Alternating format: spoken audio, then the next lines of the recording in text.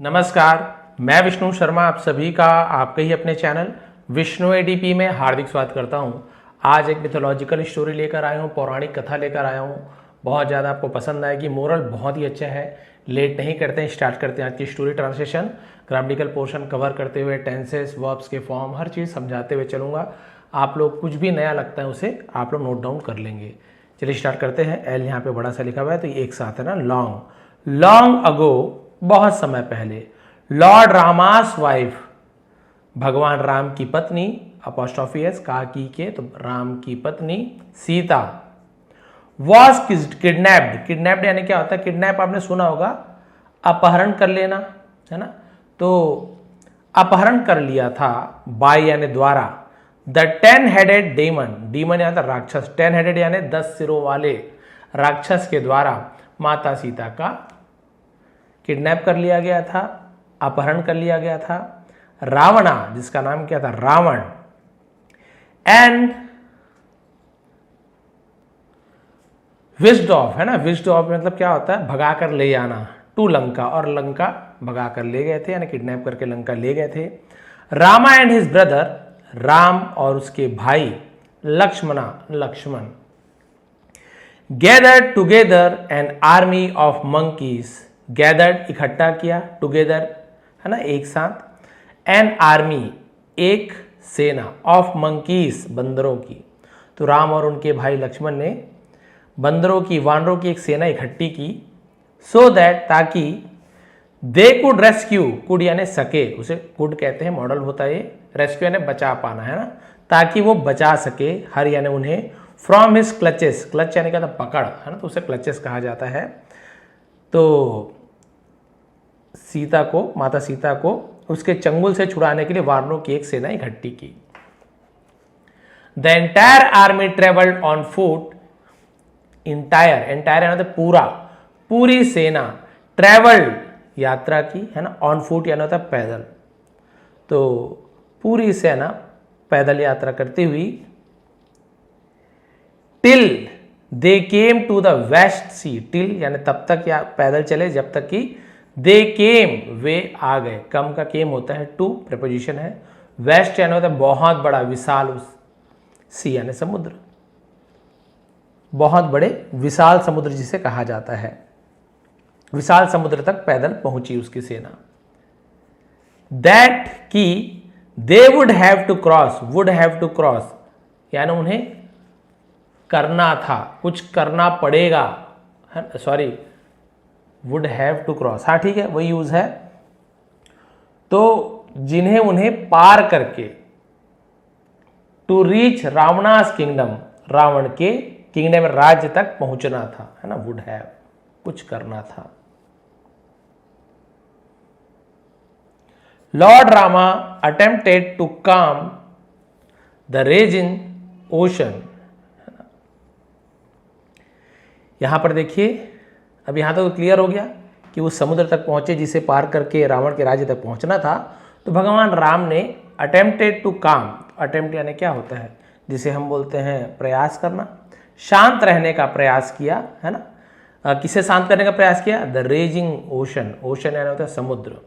तो उस उग्र समुद्र को शांत करने का प्रयास किया, by shooting his arrows into the waves, shooting his arrows यानी अपने तीर को चलाकर, है ना, वेव्स यानी लहरों पर तीर चलाकर उन्हें शांत करने का प्रयास किया। But the lord of the sea rose up and said, लेकिन लॉर्ड ऑफ द सी यानी समुद्र के देवता ने, रोज अप तो राइज का रोज अप हो जाता है, एंड सेड तो उठकर कहा, the sea can not be overcome by force, the sea यानी समुद्र, कैन नॉट बी ओवरकम यानी जीता नहीं जा सकता, बाय फोर्स, फोर्स यानी होता है जबरदस्ती, बल से, ताकत से, समुद्र को ताकत से नहीं जीता जा सकता। But only by building a strong bridge, लेकिन ओनली यानी सिर्फ बाय बिल्डिंग बनाकर, अ स्ट्रॉन्ग ब्रिज, यहां पर डी को नहीं पढ़ेंगे, एक मजबूत पुल बनाकर ही जीता जा सकता है। आप बल के भरोसे आप नहीं जीत सकते, है ना। अलग जगह अलग स्टोरी में अलग बताते हैं। वहां पर राम भगवान ने पूरा अपना अस्त्र जब निकाला, ब्रह्मास्त्र, तो समुद्र डर गए, निकले, भगवान आप मुझे पूरा सुखा दोगे तो जीव जंतु बहुत सारे होते हैं, उनकी भी मृत्यु हो जाएगी, तो कृपया आप क्षमा करें, मैं आपको मार्ग दूंगा, आप लोग इस पर पुल बना सकते हैं। इस प्रकार के था। सो इसलिए king Rama ordered his monkeys, भगवान राम ने आदेश दिया अपने वानरों को, construct a stone bridge. Construct यानी क्या होता है? निर्माण करने का। स्टोन ब्रिज यानी पत्थर के पुल का। That could hold his entire army, जो क्या कर सके? होल्ड, एंटायर ने पूरी सेना को जो थाम सके, है ना, होल्ड कर सके, रख सके, तो होल्ड कहा जाता है। उस पुल पर बना कर रख सके पूरे सेना को, ऐसी एक पत्थर की ब्रिज बनाने की, पुल बनाने के लिए समुद्र ने कहा। तो भगवान ने आदेश दिए वानरों को, पत्थरों का ब्रिज बनाओ, पुल बनाओ। Monkey after monkey set to work carrying huge stones and enormous boulders to the sea side, है ना। बंदर के बाद बंदर, यानी एक के बाद एक बंदर, बड़े बड़े, है ना, सेट टू वर्क, काम पर चल पड़े, कैरिंग, उठाकर, ह्यूज, बड़े पत्थरों को, और इनॉर्मस, जिसे हम बोलते हैं बहुत बड़े, विशाल, बोल्डर्स यानी समुद्र तट पर जो बड़े बड़े चट्टान होते हैं ना, पत्थर, शिलाखंड से बोल्डर्स कहा जाता है। सी साइड है, समुद्र के किनारे, समुद्र के तट पर, तो बड़े बड़े पत्थर, विशाल शिलाखंड को समुद्र के तट पर ढोने लगे। अ लिटिल स्क्वायरल, एक छोटी सी, क्वारल का मतलब होता है गिलहरी, गिलहरी होती है। वॉचिंग दिस, ये देख रही थी वो। ऑल्सो रज्ड अप, वो भी रज्ड अप यानी तेजी से वहां पर जाना, उसे रज्ड अप कहा जाता है। And down from the hills, और जो पहाड़ियों से वो नीचे आई। टू द शोर, शोर यानी भी किनारा होता है। कैरिंग लिटिल पेबल, पेबल यानी कंकड़ को पेबल्स कहते हैं ना, और छोटे छोटे पत्थरों को उठाकर वो ले आई। कौन? वो जो छोटी सी गिलहरी भी अपने मुंह में छोटे छोटे कंकड़ लिए पहाड़ियों से किनारे की ओर दौड़ पड़ी। तो रस तेजी से दौड़ पड़ना। इन हर माउथ यानी अपने मुंह में, है ना, मुंह में कंकड़ों को रखकर। The monkey saw the squirrel and Guru angry, बंदर ने देखा, सी सॉ, सीन तो सॉ होता है सेकंड फॉर्म, स्क्वायरल यानी गिलहरी को देखा, एंड ग्रू एंग्री, और क्रोधित हो गए, है ना, गिलहरी को देखकर बंदर गुस्सा हो गया, सब बंदर। Get out of our way, यानी हमारे रास्ते से हट जाओ। दे बिलोड, जिसे हम बोलते चिल्लाना गुस्से में। The little squirrel looked up and replied, छोटी सी गिलहरी ने ऊपर देखा और जवाब दिया।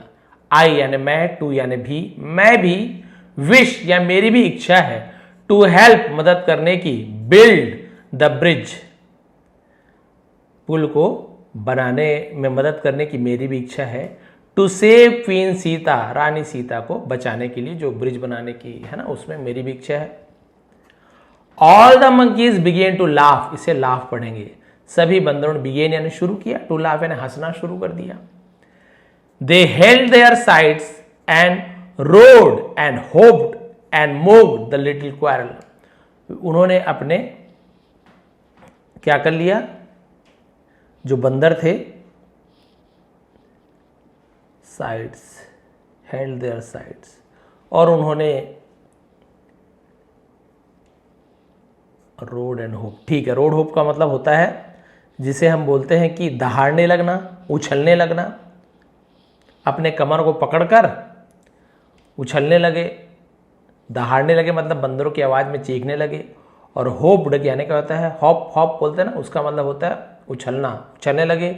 मॉक्ड यानी होता है मजाक उड़ाने लगे। द लिटिल स्क्वायरल, उस छोटी सी गिलहरी का मजाक उड़ाने, कमर पे हाथ रख के हंस हंस के मजाक उड़ाने लगे। We have never heard anything so foolish in our entire life, they said, उन्होंने कहा। वी हैव नेवर हर्ड, तो हैव के बाद हर्ड, हियर का थर्ड फॉर्म हर्ड होता है, सेकंड थर्ड दोनों पास्ट परफेक्ट, दिया है, सॉरी दिया है, लिया है ना, प्रेजेंट परफेक्ट टेंस है, हैव या हैज के बाद। We have never heard, never यानी कभी नहीं, हमने कभी भी नहीं सुना है, एनीथिंग सो फुलिश, इतना मूर्खतापूर्ण कभी भी हमने नहीं सुना है, इन आवर एंटायर लाइफ, हमारे पूरे जीवन में। दे सेड, उन्होंने कहा हमने अपने जीवन में ऐसे मूर्खता भरी बात सुनी नहीं है।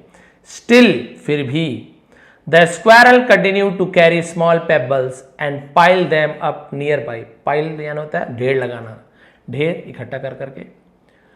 फिर भी छोटी सी गिलहरी ने छोटे छोटे कंकड़ उठाकर और उनकी ढेर लगाती गई, पास में ढेर लगाती गई।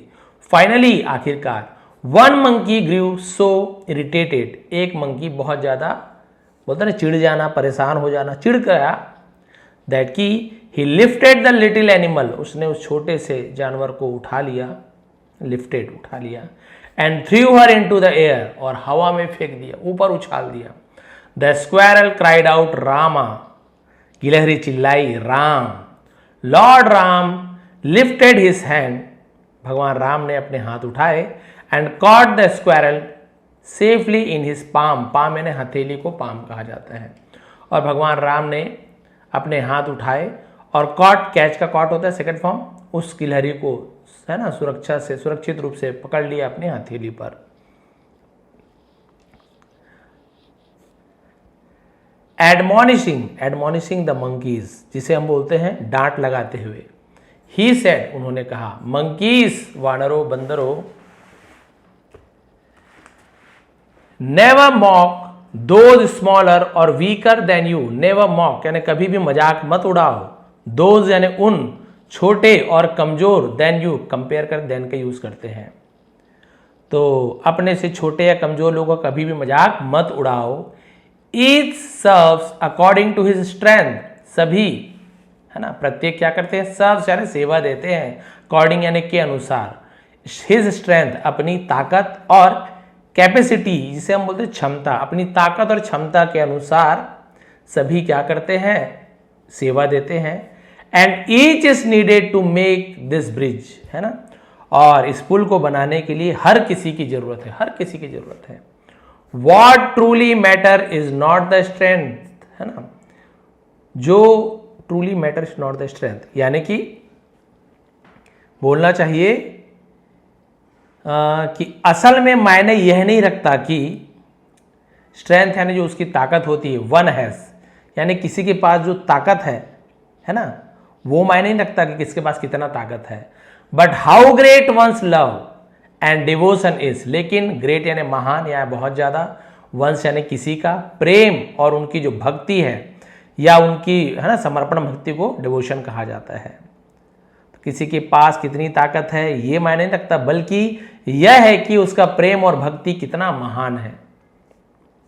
He also showed them how the little pebbles put in by the squirrel between the larger stones kept the bridge from falling। अभी देखिए ये नहीं कि केवल उनका प्रेम देख रहे हैं, भगवान अब ये भी बता रहे हैं कि he also showed, उन्होंने ये भी दिखाया, also यानी भी, showed यानी दिखाया, them यानी उन्हें, how यानी कैसे, the little pebbles यानी छोटे छोटे जो कंकड़ हैं, put in by the squirrel जो गिलहरी के द्वारा जो अंदर रखा गया था, बिटवीन यानी बीच में, द लार्जर स्टोन यानी बड़े बड़े पत्थरों के बीच में, मान लीजिए बड़ा पत्थर है, ये बड़ा बड़ा पत्थर है ना, ये बड़े पत्थर हैं, तो इनके बीच में वो जो छोटे छोटे कंकड़ों को जो गिलहरी ने जो डाला था, रखा था, उसे दिखाया भगवान ने, और कहा कि keep the bridge from falling, और इस ब्रिज को, इस पत्थर को गिरने से ये क्या करके रखेगा, ये गिरने से बचाया है। ये देखो, केवल पत्थर को रख देने से आप सोच रहे हो कि ब्रिज बन जाएगा, बिल्कुल भी नहीं।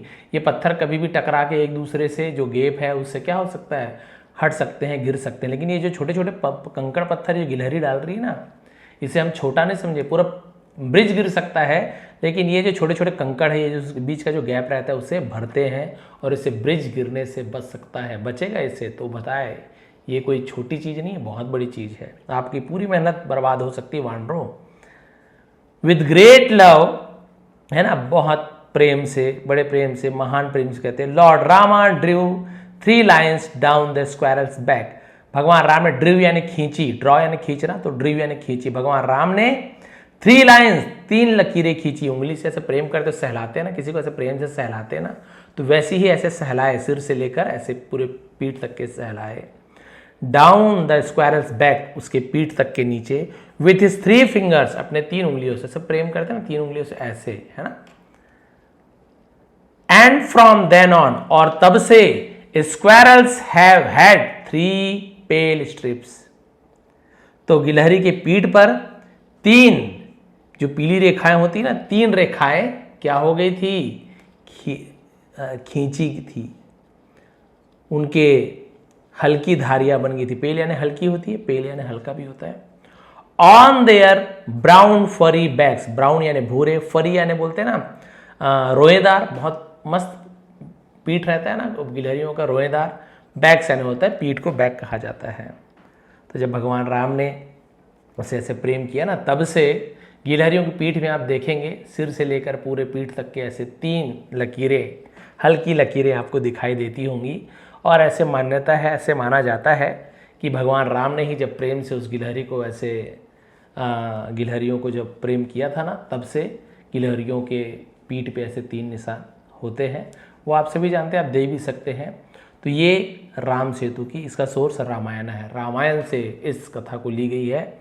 और देखिए सबसे बड़ी चीज़ यहाँ पर तो ये है कि कभी भी किसी की ताकत, वो कितने ताकत से काम कर रहा है, कितना बड़ा पत्थर उठा रहा है, कितना ज़्यादा मेहनत कर रहा है, कितना ज़्यादा रुपए लगाया है किसी कार्य को, ये मायने नहीं रखता है। मायने क्या रखता है, उस कार्य को करने में उसका प्रेम कितना है। कोई व्यक्ति 1 करोड़ भी लगा रहा है, लेकिन केवल दिखावा के लिए लगा रहा है कि भाई मैं पैसे वाला हूँ तो मैं 1 करोड़ लगा रहा हूँ, सब दुनिया देखो कि मैं पैसे लगा रहा हूँ, बहुत पैसे वाला हूँ।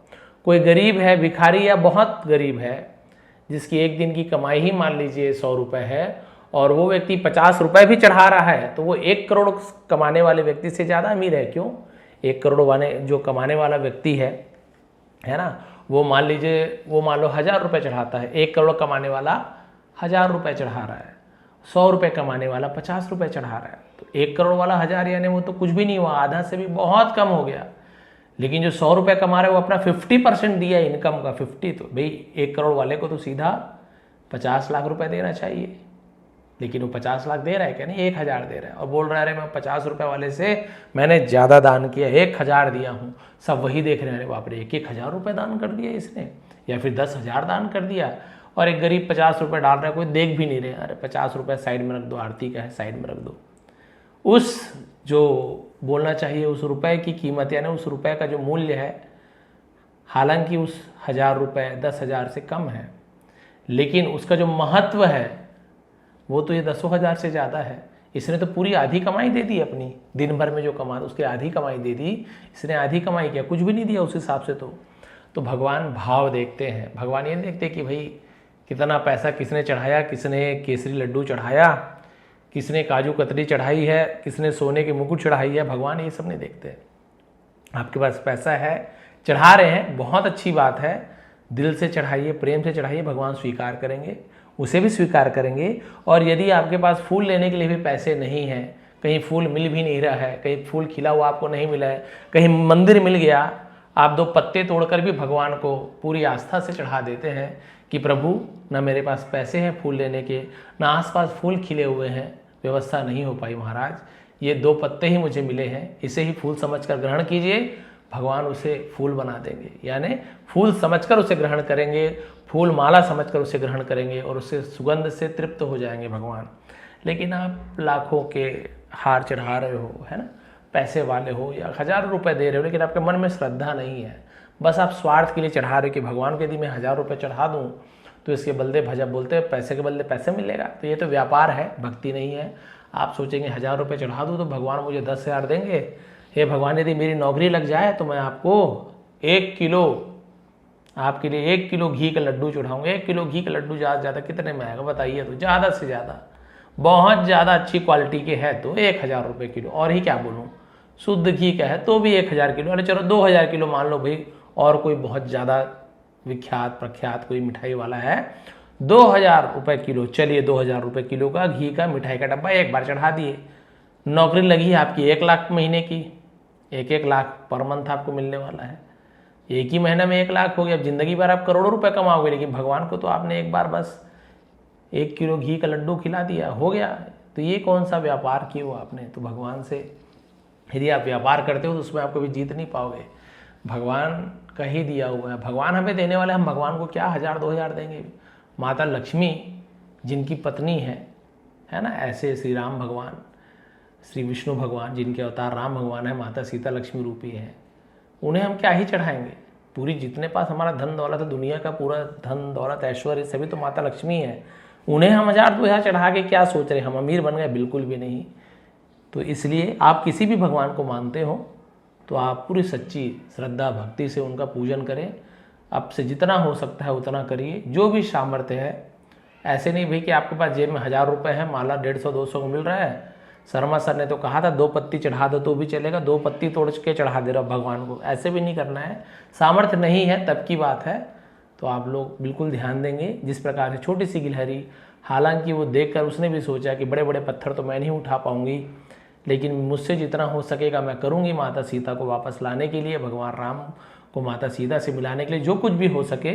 छोटे छोटे पत्थर हिलाती थी, सब मजाक उड़ाने लगे, लेकिन भगवान श्री रामचंद्र जी ने कहा कि ये जो छोटे छोटे पत्थर ला रही है ना, इसकी भावना को देखो।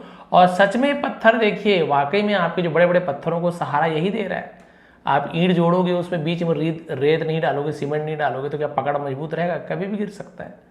वही जोड़ने का काम किया था, इसलिए भगवान ने प्रेम से 3 उंगली फेरे थे, जो आज भी आपको दिखाई देंगे। तो कभी भी गिलहरी के पीठ पे आपको 3 लकीर दिखाई देंगे ना, ये स्टोरी आपको जरूर याद आएगी। ये भगवान रामचंद्र जी की उंगली की निशानी है ना। मानो ना मानो, मानो तो पत्थर में भगवान है, ना मानो तो भगवान भी आ जाता है, उसे पत्थर बोल दोगे। तो ये मानने की बात है, प्रेम की बात है, भक्ति की बात है। तो बताएंगे आज की स्टोरी आपको कैसे लगी, वोकैबुलरीज आपको कैसे लगी, ग्रामेटिकल पोर्शन जो भी मैंने कवर किया वो समझ आया कि नहीं। तो प्लीज़ आप लोग कमेंट करेंगे, और चैनल पे नए हैं तो सब्सक्राइब कर लीजिए, क्योंकि इसी प्रकार की स्टोरी के माध्यम से हम इंग्लिश सिखाते हैं, जो आप लोग के लिए बहुत ज़्यादा फायदेमंद होगा। आप सभी का बहुत बहुत धन्यवाद, आपका दिन शुभ रहे।